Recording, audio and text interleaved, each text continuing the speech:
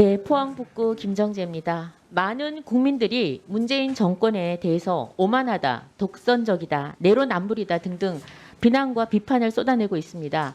그럼에도 문 정권은 눈 하나 깜짝 안 합니다. 참 대단한 정권이라는 생각이 듭니다. 국민들은 설마 했던 일을 보란 듯이 밀어붙이는 문재인 정권에 놀랍니다. 선거법도 내 맘대로 고치고 또 살아있는 권력을 수사하니까 검찰 무력화를 위해서 물불을 가리지 않습니다. 방송, 선관위, 사법부도 내 맘대로 내 사람으로만 채워넣습니다. 국민을 갈라치고 내 뜻과 다르면 적으로 몰아세웁니다.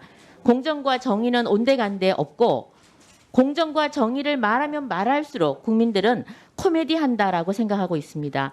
경제 역시 마찬가지입니다. 소득 주도 성장, 일자리 같은 말들은 아예 언급조차 되지 않고 있습니다. 23차례 부동산 정책은 23차례 정책 부작용만 나왔습니다. 집 없는 사람한테는 내 집 마련의 꿈을 빼앗아갔습니다. 집 있는 사람한테는 온갖 세금을 올려서 고통을 주고 있습니다. 대체 누구를 위한 경제 정책인지 알 수가 없습니다. 최근 집권 여당의 국민을 기만하는 당헌 개정쇼는 말바꾸기와 반칙의 절정을 보여주고 있습니다. 이번 보궐선거의 원인이 성추행이든 무엇이든 신경도 쓰지 않는 듯합니다. 그저 선거에만 이기면 그만이라는 생각으로 국민을 기만하고 있습니다. 너무도 답답하고 걱정되는 마음으로 권력의 정점에 계신 청와대 대통령실을 상대로 질의를 하겠습니다. 실장님 지금 민주당 탈당계 제출한 지 얼마나 되셨죠?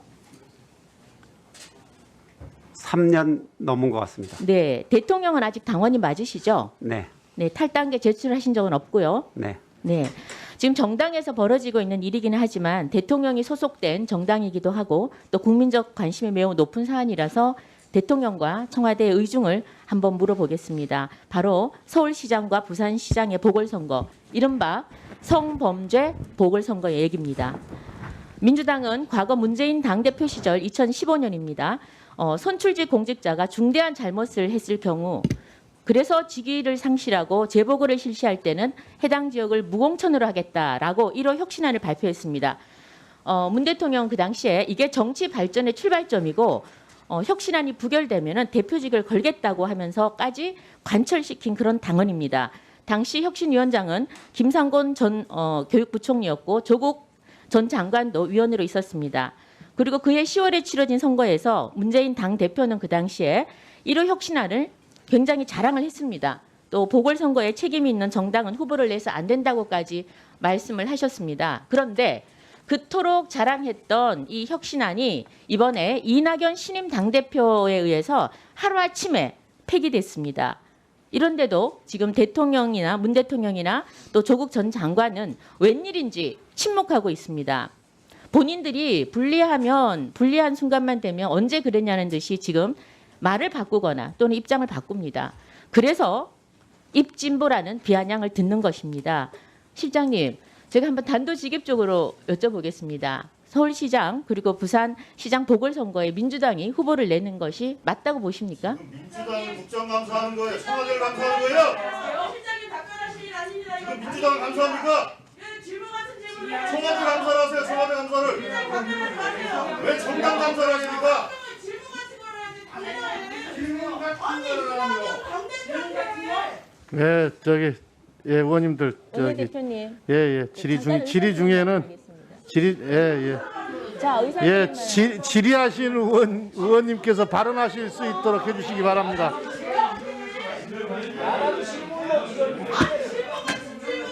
자, 의원님들. 비서실장한테 당기를 왜 질문하냐고. 자, 문정복 의원님. 의원님. 저기 이렇게 통제하는 걸 지금 위원장님이 좀 제재 좀 해주세요. 어떻게 야당을 질문을 통제를 합니까? 지금 하고 있잖아요. 예. 저기 그 의원님들 질의 중에는 가급적이면은 그 질의에 방해되는 발언이나 행위들은 삼가해 주시면 감사하겠습니다. 피감 기관장께서 적절하게 답변하실 겁니다. 예. 위원장님. 그러니까 답변하고 안 하고도 이렇게 의원님께서 말씀 안 하셔도 적절하게 판단할 거니까. 예. 위원장님 잠깐 의사진행 발언 20초만 하겠습니다. 질의 다 하고 하시죠. 아니요. 이제 정리됐으니까 의사진행 발언하겠습니다. 의원이 질의를 하다가 중간에 만약에 누가 끼어들면은요, 이거는 물론 상식이 어긋나지만 일단 시간을 좀 멈춰 시간 주십시오. 지금 시간 지금 안 아까 한 돌아가고 20초가 더 갔으니까요. 시간을 다시 돌려주세요. 그리고 위원장님, 네, 의사진행 발언은 향후에도 위원장에게 하도록 좀 해주시고요.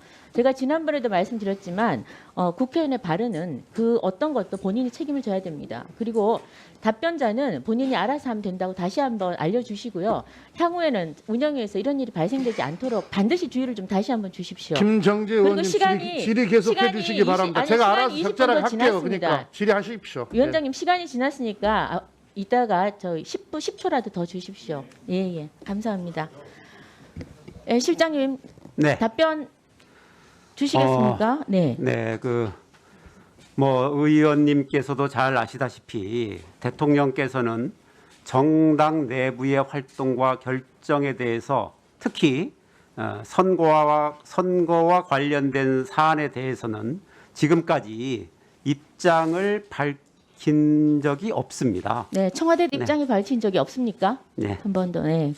벌써 잊어버리신 모양이네요. 지난번에 대통령의 30년 직인 송철호 울산시장 선거에는 청와대가 직접 공약도 만들어주고 경찰도 동원했다는, 선거에 개입했다는 의혹으로 지금 모두 기소가 되어 있습니다.